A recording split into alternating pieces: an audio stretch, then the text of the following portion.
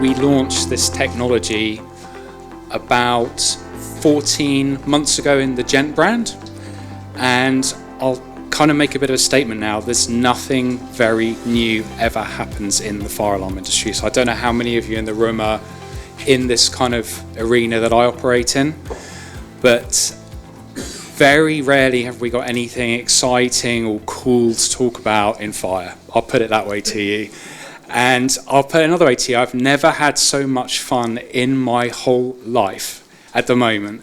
And every week, my typical week is getting taken by our channel partners into their end users to show them this technology. And the faces around the table when you show this, everyone's kind of like, oh my goodness. And I'm going to give you a kind of an overview of how it works today. Probably won't be half an hour, you'll be pleased to know. There's a video I'm going to play to you first, but just to give you an overview, very standard looking detectors, but it's what's inside them that's very, very clever. And I don't know if you've all seen a scenario where you've ever seen an engineer walking around your buildings and they put a pole up to the detector. And forgive me for putting it like this, because I'm guessing some of you do know fire and some of you don't. So we'll pretend no one knows anything about fire today. But statutory, you have to test your smoke detector once a year. That's the minimum under the British standard. And thinking about various buildings, let's talk about hotels, hospitals, schools, anywhere where getting access can be challenging. To go around with a pole is quite intrusive, actually. So how about if we come up with an idea and we can put a module inside every one of these detectors that generates smoke and heat inside the head, and it can be activated by software. And not just that, we can also test 6 in one go, so we could test 1,000 detectors in an hour, right? So let me give you a few stats to think about. The average, and we're not selling this, by the way, based on the speed. We're selling this on the innovation part of it. But let me give you something to think about. The average engineer will take, let me rephrase that. The average engineer can test between 80 and 100 smoke detectors a day with a pole, assuming they can get to them. If they can't get to them, what happens? They can't be tested, so we can't prove they work. We do them in 2 brands at the moment. Gent started first. So Gent, we started in October 23, we launched it. And I've never seen an uplift in adoption like it in my life. And without wanting to sound like I'm going to sound like I'm being really cocky now, but 100% success rate in terms of once it's shown to an end user or someone that's responsible for a fire alarm, they want it. It's as simple as that. And there's no other product on the market I've ever seen that has that kind of impact. So have a look at this video we're going to play for you quickly. It's 6 minutes, so it takes up quite a bit of this presentation, okay? But it does give you a really good insight. It's actually our office, and yeah, should I just press next and it should play? Yeah, okay.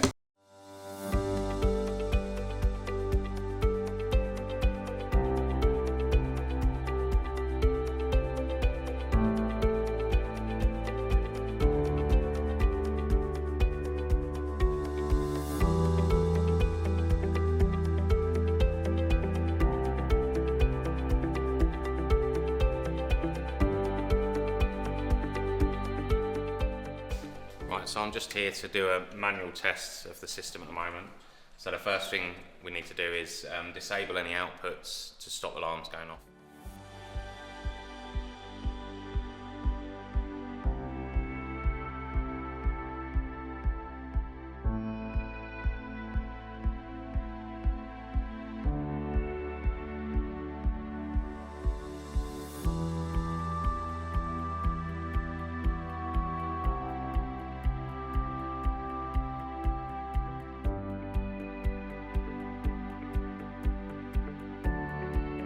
So I've just finished doing a load of manual fires, and I've got a printout here, and what you find normally in the door is that we have a printout of all the devices. Right, I'm now going to demonstrate how to use the self-test devices along with the CLSS app.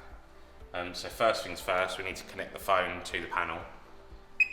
Before doing that, we need to go into service mode and then pick the on and Bluetooth option. That will then set all the self-test devices at Bluetooth, and you can see that the test light will be flashing to let you know that you've done that. Once that's done, we then go to zone. We connect the phone up to this panel, and then we set zone test mode. This will then show all the LEDs on the self-test devices lit up blue, and the devices that need manually testing will be lit up red. So once we get near to a device, the app will show me what device I'm closest to through the Bluetooth. I can then swipe right to say that I visually inspected it and there's not an issue. We're just basically going to start doing initiating the self-test mode. So I'm just going onto my phone. We've already set up the panel. Initiate self-test, and then we'll pick all the zones.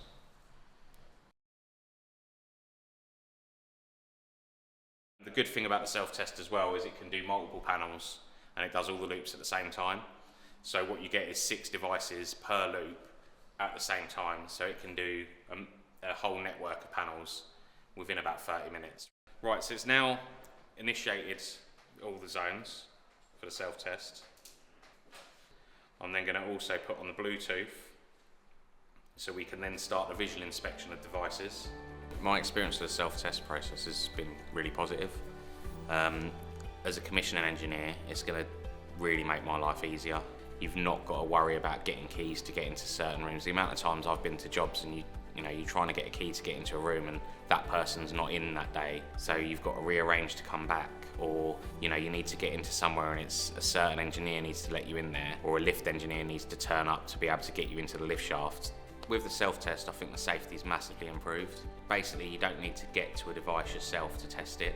So if it's high level or in a lift shaft, you don't have to physically get to them devices because they'll test themselves and they'll tell you if there's a problem. If you've got people that are working in certain areas and they don't want you coming in and disturbing them. Excuse me, sorry, am I right to just test the detector in here? With the self-test, it does it for you, so you don't need to get into that area, and you can be certain that it's worked and that it's going to carry on working afterwards. Thank you very much. Right, yeah, that's all the devices inspected, and that's me all done.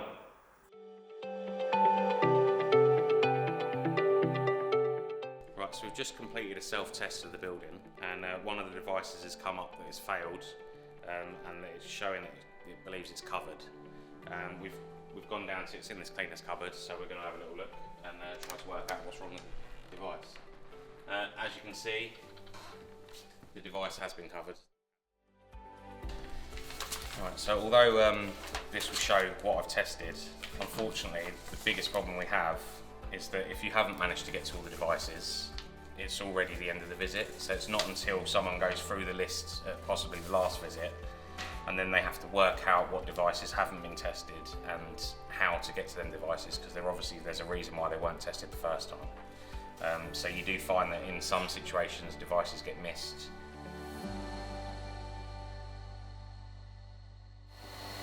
Okay, so what do you think? Any good, right? It's clever. So there's one minor thing I forgot to explain to you all, how it works. So, and I do this all the time, so you have to excuse me, I'll jump around a bit, but inside every head there's a tiny little module. Inside that module is some wax, and we also have a connection to the thermistor. There's also a fan inside the head. So once we've heated up the wax, that is led off into the detector to simulate smoke.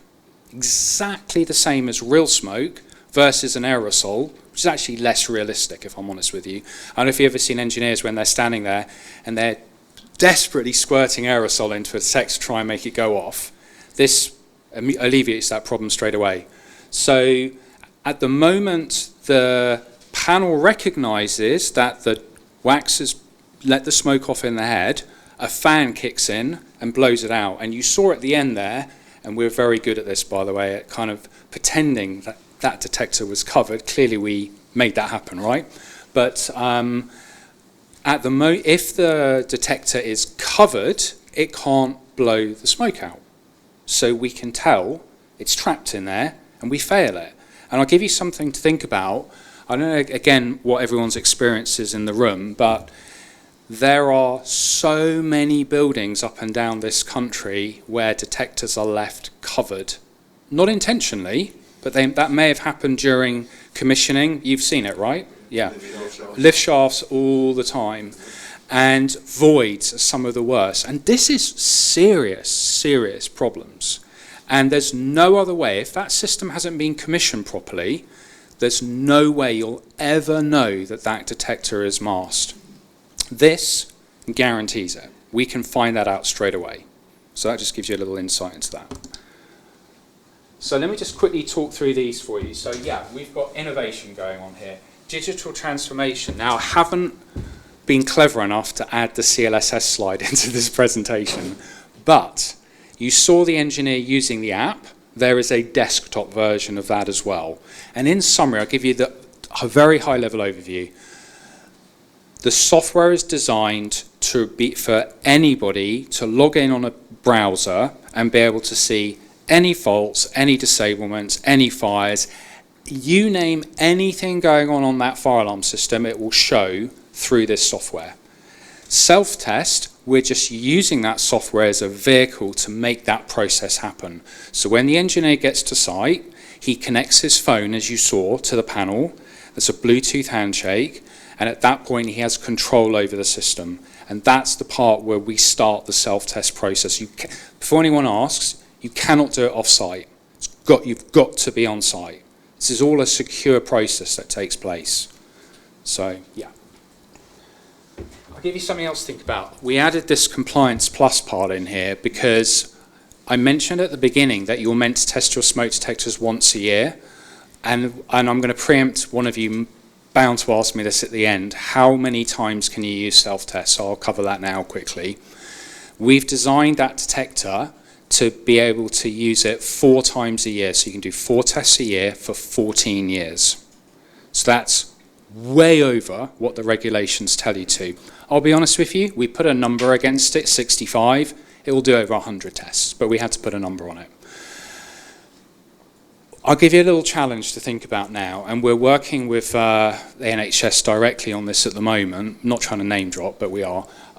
So basically, we're kind of challenging the industry back a little bit, and bear in mind we're a manufacturer, so it's a little bit different, but we're saying if you can test all your detectors more than once a year, and it doesn't take longer to do it, why wouldn't you? Is that fair? It's a good point, right? So we're calling the phrase Compliance Plus here, but consider doing more for the same. Because the biggest factor that any end user has is they'll never accept to increase their annual maintenance costs. But if we can go to them and say, we can do on higher risk sites like hospitals, universities, and hospitality is a big one, by the way, and we can do 4 tests a year for the same money, it's a win-win for everybody. And that's actually becoming really, really, really interesting because everyone's going, brilliant, we're going to do it. Only with this technology. You couldn't do it manually because an engineer's going to have to go around 4 times with his pole. It's going to cost more. This process isn't going to cost any more to do it. So it's a massive tick box. So more compliance, yeah? That's what everyone wants at the moment. The optimized safety part is, and I don't know if you picked up on this at the beginning. No, I don't think we actually covered it properly, but you saw the engineer put this panel into service mode, right? Are you all aware that when an engineer is on site, he turns the fire alarm off while he's testing it? Did you all know that? Some do, some don't. Some end users alarmingly don't know this, but that's a fact. So with this system, and I'm going to make a caveat here, it's got to be self-test everywhere. We only take a detector offline for 1 minute and it's straight back online again. But even better, if a real fire comes in whilst it's in service mode, the system immediately stops self-test and goes into alarm. So what does that do? It makes the building safer. It's very, very simple. Thinking about it like this, if you've got a hospital building, I don't know if you're all aware of this again, and excuse me if there are sort of any healthcare people in the room, but a lot of places will put fire watch people. They'll actually have people around the building whilst you don't need to do that anymore. If you deploy self-test, no necessity to do that. Problem solved like that. So what does that do in turn? End user risk, down. Simple. Down, down, down. It's a much safer system, full stop. Access and impact. You saw the guy Barry on the video mention this a few times. You said about the lift shafts.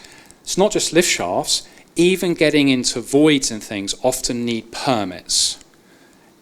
I'm thinking about getting scissor lifts in to get up to high level areas. All these problems, gone. Don't need them anymore. And I don't know if you kind of caught it in the video, but there's Bluetooth in every device as well. So if you're walking around this, let's pretend this building's got self-test now. If I'm an engineer, I'm walking around on my phone now, the detector closest to me comes to the top of the list. And guess what? It's not just that. I can also relabel it whilst I'm next to it, rather than have to make a note on a bit of paper and go back to the panel, get my laptop out, open up the programming for the panel and update the label. I can do it live whilst I'm walking around. Now, this is kind of what we're talking about now. At the moment, this, with this, 80% of the time, on average, is spent standing there with a pole. What we want to do is actually spend more time on looking at the compliance part of it. All these areas, I'm telling you, you can see the problems here, right? That shouldn't be there. But because the mentality of it is that we're used to just standing there testing a detector, no one's paying any attention to the surroundings and the compliance of the system. So we want to get to a point where this is what's happening now. So the functional is the minor part of the service and maintenance, but we can now spend time looking at problems with the system design. Fair? This is to me about driving a new way of doing things. And yeah, we're lucky we've got this technology. And just to give you all something else quickly, I mentioned to you all, but this is a UK invention. This was invented by Gent in Leicester. And actually our American subsidiary stole it from us first and launched it there first. But we are flying with this at the moment. So yeah, that's the kind of shift that we want to be doing. And just want to give you a few little examples, some really, really good projects. I mentioned at the beginning that I've never seen anything like this.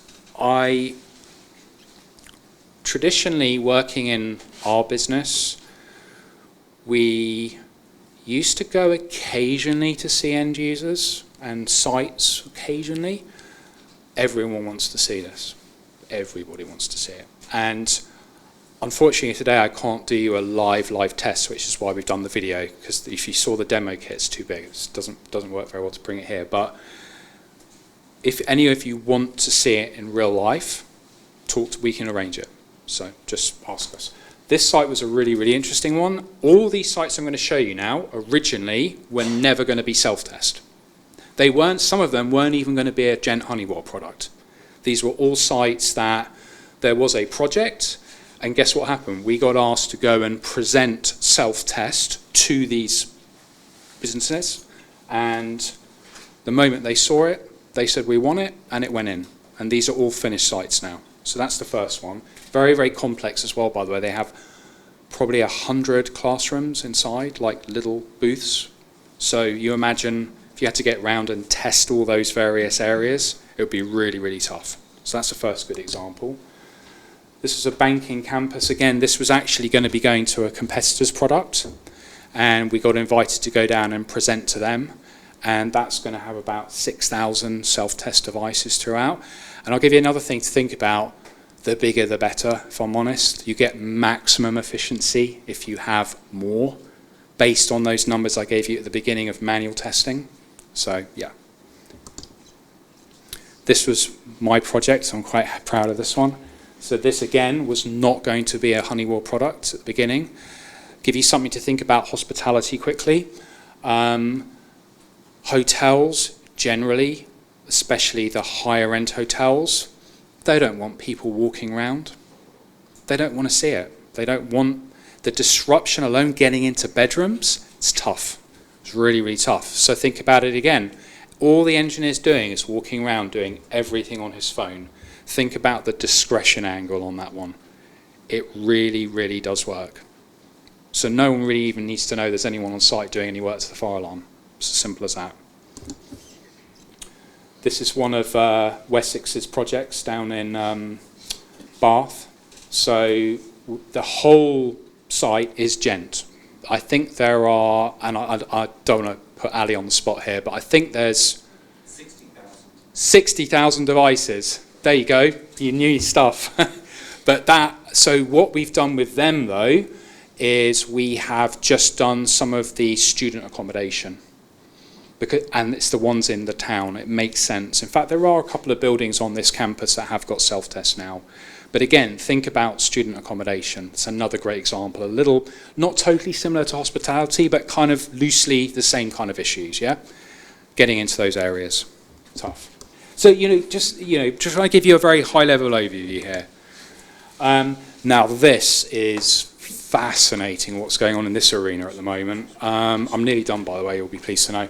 So this is a really small snapshot of just the hospitals I've been involved in. But I would to give you an idea, you're probably all aware you've got NHS Property Services and you've got NHS Trust, so you've got the two. So these are trust projects that I've been working on. Yeovil is one of Ali's ones as well from Wessex. They've started to put self-test in that site now. But interestingly enough, the Property Services Division now are doing a number of official pilots for self-tests in the more smaller regional hospitals. And again, it solves so many problems. It's just off the scale. So let's give you a little flavour. If I showed you my colleagues' lists up and down the country, we can probably, I think there's probably 40 hospitals at the moment ongoing looking at all this kind of technology. So yeah, I think that's it, by the way. There you go.